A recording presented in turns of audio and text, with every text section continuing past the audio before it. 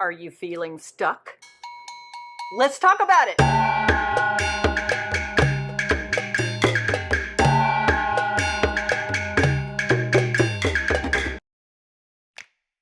Getting stuck is something that happens to everybody. We all have a story of getting into a position where we feel like we're trapped and we don't know how to get out of it. I felt that way even recently, but I am telling you what, you can get out of it. There are some things you can learn from the book Designing Your Life by Burnett and Dave Evans that have to do with getting unstuck. And they introduce an idea that I know from teaching called mind mapping. He tells a couple of stories. One in particular is about a guy named Grant who wanted to work someplace where he could leave his mark. He wanted to have influence. He wanted what he did to be important to someone, anyone. Then he tells a story about Sharon, who had spent a long time trying to do the right thing instead of doing what was right for Sharon. I want to emphasize this point.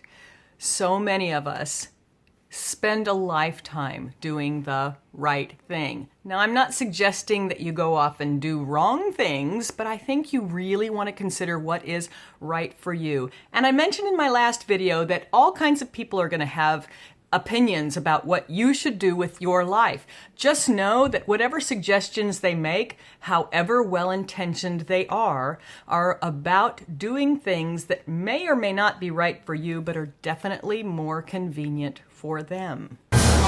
So I want you to consider what is the right thing for you. And if you're stuck, then you really don't know how to find out what's right for you, because you might be in a job where you feel like you can't leave because there's a particular salary and you got bills to pay and you have to stay where the kid's school is and blah, blah, blah, blah. Or maybe you've made a decision and you realize a very short way in that this was not the right decision for you, but you're stuck because people expect you to stay there. Or maybe you have a case of, what do I want to be when I grow up? And you keep moving from one place to another, and it occurs as not knowing what to do with your life and being indecisive, when in fact you just haven't discovered the thing that lights your fire. And plenty of people will judge you for that. It's not their decision to make, it's yours. And here's one way to get started making a great decision for you, and it's called mind mapping. They have a whole lot of exercises in the book that happen in an earlier chapter where they're doing this mind mapping in response to some other exercises. And we're not going to talk about that here in this video. You just have to read the book to find out more and get more specific information. These two guys, Bill and Dave, talk in the book about how many ideas there are to live your life and how many lives could you live. They say for every person, there are about 3.4 lives that you could live. So don't worry about what you choose. Choose something that makes you feel good and feels like a right choice for you, and know that you will never get everything done that you think you should be doing in your life. And you can breathe a sigh of relief and let go of that idea that you have to do all of these things that people suggest, or things you should do, or things that you wanted to do but never got to. Cleaning the garage, winning a Grammy. I don't know, pick a thing. You're not going to get it all done, and that's okay. Just be present in the moment and live your life full out and do what works for you. Because you are a study of one, and you're the one you're studying. And nobody knows you like you do. They say in the book, there is no one idea for your life. There are many lives you could live happily and productively, no matter how many years old you are. And there are lots of different paths you could take to live each of those productive, amazingly different lives. So do the math. This adds up to tons of different possible ideas you might have. They make the point that mind mapping is really important and useful because we generally tend to do whatever idea we have first, assuming that it's the best idea. You choose better when you have lots of good ideas to choose from. You never choose your first solution to any problem. And they emphasize, do not fall in love with your first idea. The number one enemy of creativity is judgment. Our brains are so tightly innately wired to be critical, find problems, and leap to judgment that it's a wonder any ideas ever make it out. We have to defer judgment and silence the inner critic if we want to get all our ideas out. If we don't, we may have a few good ideas, but the majority will have been lost, silently imprisoned behind the wall of judgment our prefrontal cortex has erected to safeguard us from making mistakes or looking foolish. Sound familiar?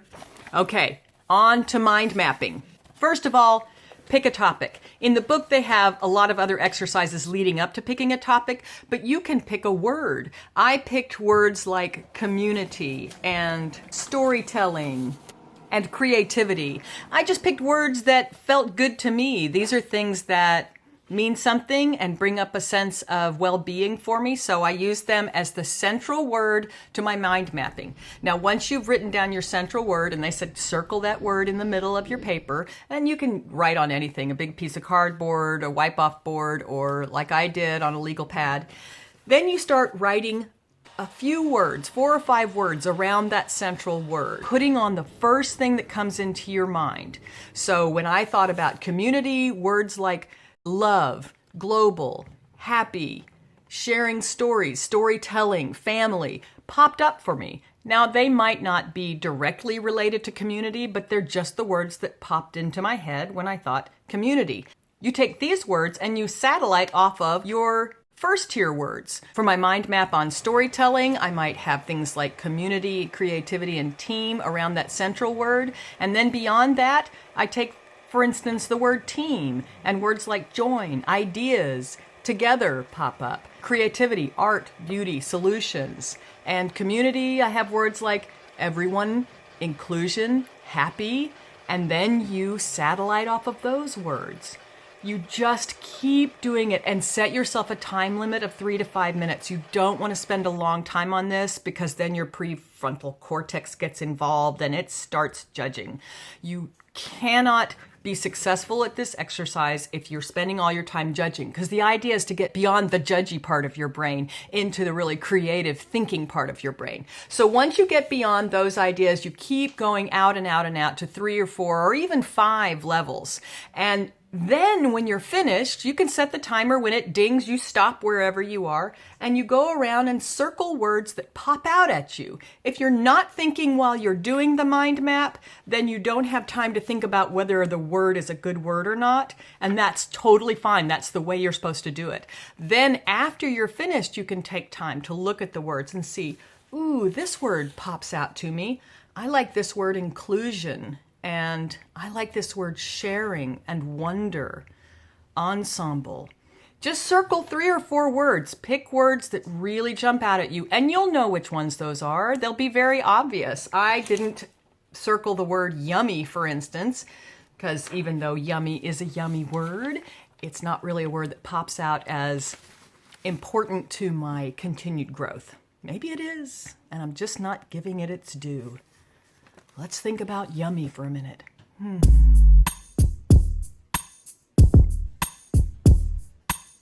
Yummy. Okay, so once you've done your mind mapping, you want to pick from the very outer layer or perimeter of the mind map. That is the stuff that is 2 or 3 steps away from your conscious thinking. And that may sound a little crazy because conscious thinking, we have to be conscious, right? I think he's talking about a subconscious layer that actually gets involved when you stop trying to edit your work. You want to shut the sensor down, if only for 3 to 5 minutes.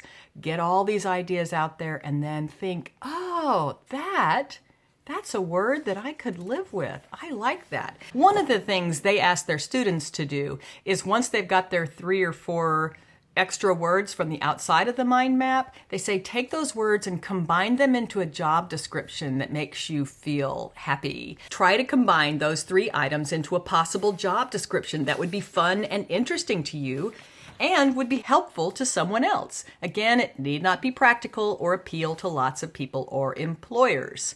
By taking the exercise all the way to imagining how to combine elements creatively into surprising roles or jobs, you've successfully moved out of problem solving, as in what do I do next, into design thinking. What can I imagine?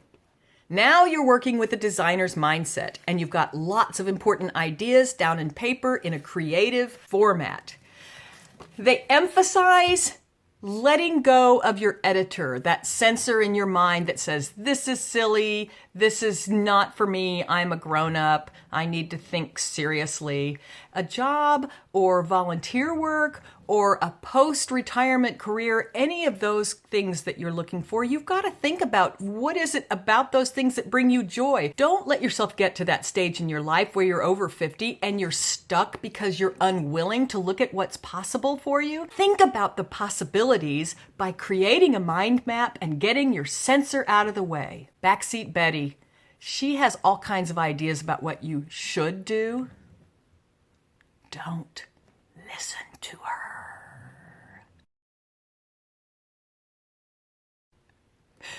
Okay, guys, I'm going to tell you once again, subscribe to my channel. It would be so great if I could see some subscriber growth, and I'd like to have you guys be part of our community. It seems like we've got a few people here now, and this is a lot of fun. Also, if you liked the video, then like the video. If you want to order any of the books that I'm studying, all 3 of the books, including Designing Your Life by the D-School guys, these are all available. If you look below, you can click on the link and actually purchase the book or go to your local library.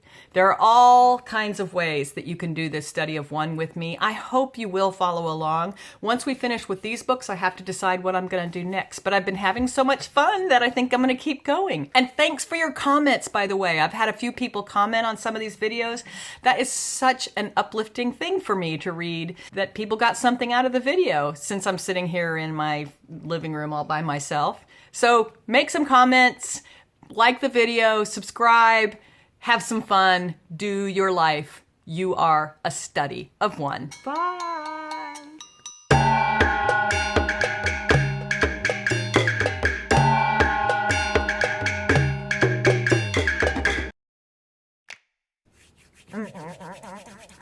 Got a hair on my face.